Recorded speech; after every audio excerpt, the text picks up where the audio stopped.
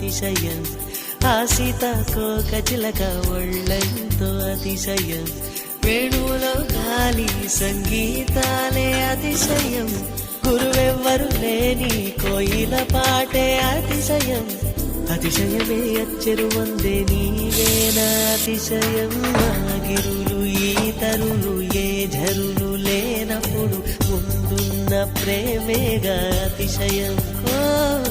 16 ప్రయాణ పరువల్లో అందరికీ పుట్టేటి ప్రేమేగా అతిశయం.